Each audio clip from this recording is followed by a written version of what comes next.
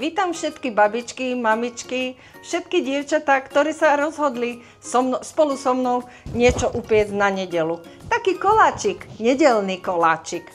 Ja som sa dneska rozhodla, že by som vám upiekla spolu s mojím režisérom banánový chleba.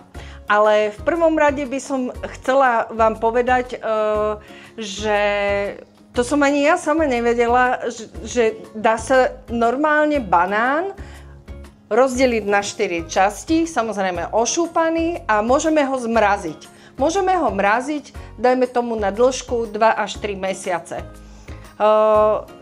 Potom ešte som sa dokonca dočítala, že môžeme banán mraziť aj celý, v šupke. Ale nie som si istá tou konzistenciou, aká bude, ale vyskúšam a dám vám vedieť. Takže poďme teda na ten banánový chleba. Recept pozdravujem môjho brata, mám ho od môjho brata Maroša, ktorý ho veľmi rád pečie a myslím si, že tento recept sa v našej rodine osvedčil. Máme ho veľmi radi a budem veľmi rada, keď sa s vami podelím. V recepte sa píše 4 banány. Počkajte, áno, banánový chleba. Takže budeme potrebovať mäkké maslo, cukor, vanilkový cukor, 2 vajíčka, 4 zrelé banány, 20 deko cukru a samozrejme aj múku, sodu bikarbónu, sol. Takže ja by som najprv rozmačkala 4 banány. Ostatné dám do mrazničky, dám vám vedieť, ako pochodili naše banány. Takže pripravím si, rozmačkám si.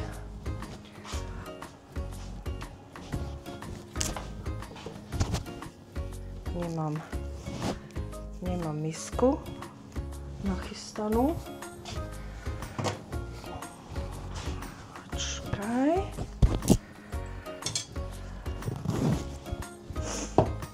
Mám takú malú kuchynku, ale veľmi rada sa v nej pohybujem, pretože všetko mám po ruke. Či už umývačku, alebo šporák, pec. Ozaj, skôr ako som začala vážiť, nahriala som si rúru, alebo nahrievam si rúru na 180 stupňov, kde budeme ten náš chlebík robiť. Tým, že potrebujeme 20 deko cukru, aby sme to mali rýchlejšie, navážila som si 20 deko cukru, čiže 200 gramov pre začiatočné pekárky, 200 gramov obyčajného, kryštálového, ale veľmi jemne mletého cukru. Budeme potrebovať 2 vajíčka, ktoré rovno šupnem k cukru. Toto malo 2 žltka.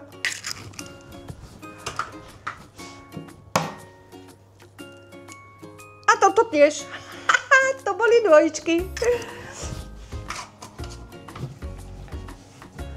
No.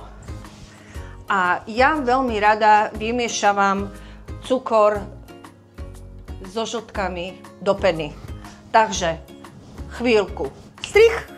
Dievčatá, ukážem vám, ako naše vajíčka mám krátku šnúru. Ako naše vajíčka zdvojnásobili svoj objem. Vymiešavam to, dá sa povedať, do peny, ale zase nejak sa tomu až tak prudko nevenujem.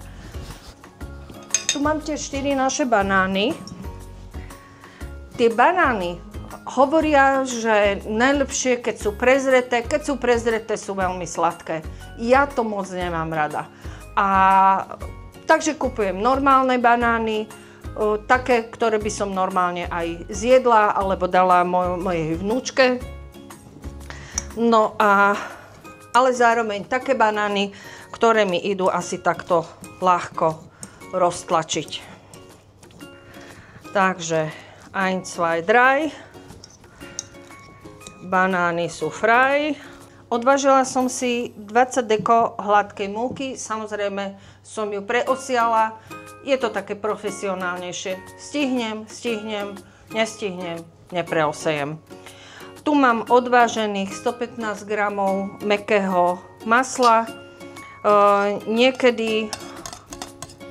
Počkajte. Šups.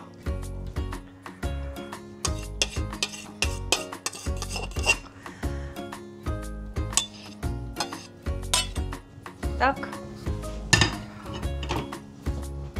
Takže maslo som pridala do múky. Pridám k tomu aj banány. Zároveň pridám pol čajovej lyžičky soli. To je, aby sme vlastne počiarkli chuť. To bola nejaká taká lyžička a zároveň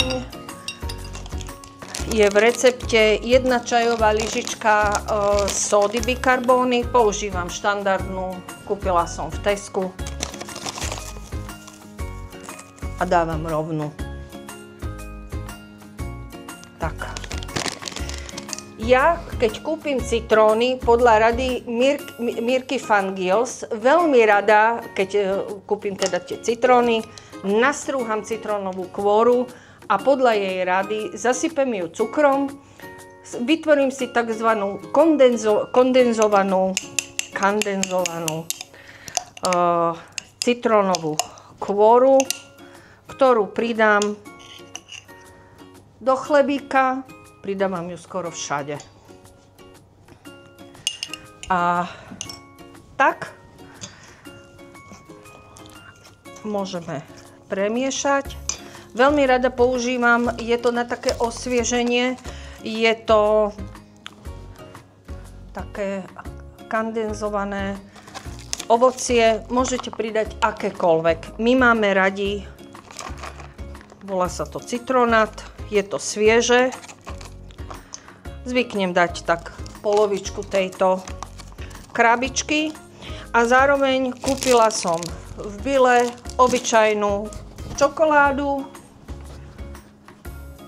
ktorú nasekám na hrubšie kúsky, niektoré mám jemnejšie, niektoré hrubšie. Pridám k múke. Dievčatá, čári mári fuk.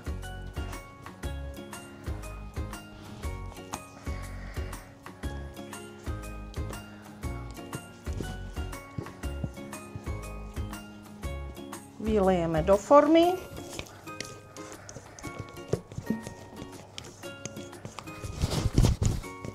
Tak, niečo necháme aj pre kuchtíka.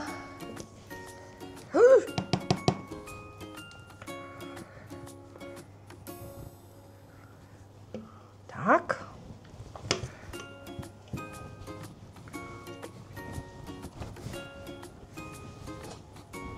No.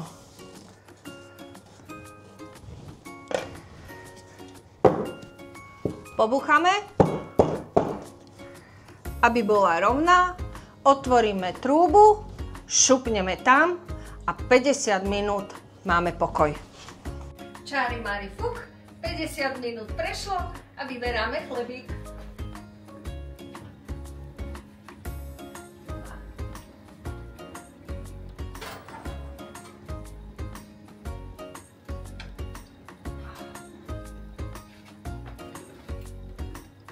Vezmeme si špajličku a vyskúšame, či sa nám naozaj dobre upiekol.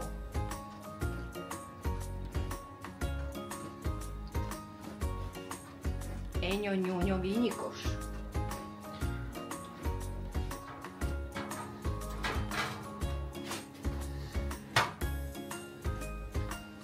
A ja ho rovno otočím. Hej. Aj sa vyklopil.